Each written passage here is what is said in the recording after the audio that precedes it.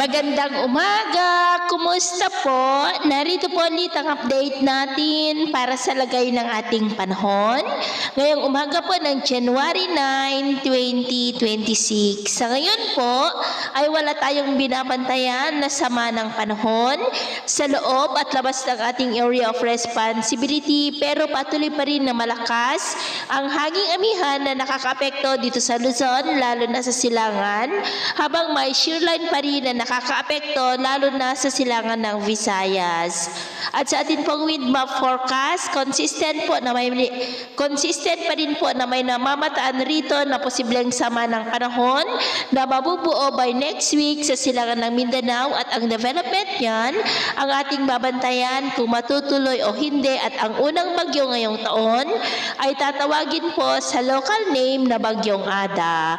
At ito nga ang pinapakita ng forecast model nating ginagamit hanggang po sa susunod na 2 linggo. At sa lagay ng ating panahon, ngayong madaling araw ay maayos ang panahon sa malaking bahagi ng bansa, pero may chance pa rin ng mga isolated rain sa ilang bahagi ng Cagayan Valley, Apayao, Quezon, Camarines Provinces, Catanduanes, Calapan, Palawan, Capiz, Eastern Samar at Dinagat Island. At mamaya ay sisikat po ang araw sa malaking bahagi ng bansa, pero may chance pa rin ng maulap na kalangitan with isolated rain sa ilang bahagi ng Cagayan Valley, Apayao, Quezon, Bicol Region, Calapan at Eastern Samar.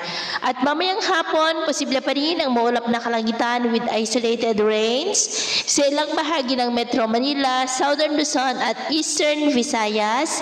Kaya mag-ingat po tayo sa posibleng mga banta pa rin ng mga pagbaha at pagguho ng lupa. At sa atin naman po mga baybayin, iwasan na po muna natin ang papalaot sa kanlurang baybayin ng Luzon, extreme Northern Luzon Seaboard at silangang baybayin ng Luzon at Northern Samar Seaboard, maging sa Eastern Samar Seaboard, dahil ang mga alon po ay posibleng aabot hanggang sa 2 to 3 meters high. Hanggat maaari po ay iwasan na muna natin ang papalaot dyan sa mga may kulay pula para mas makaiwas sa mga sakunang pangkaragatan.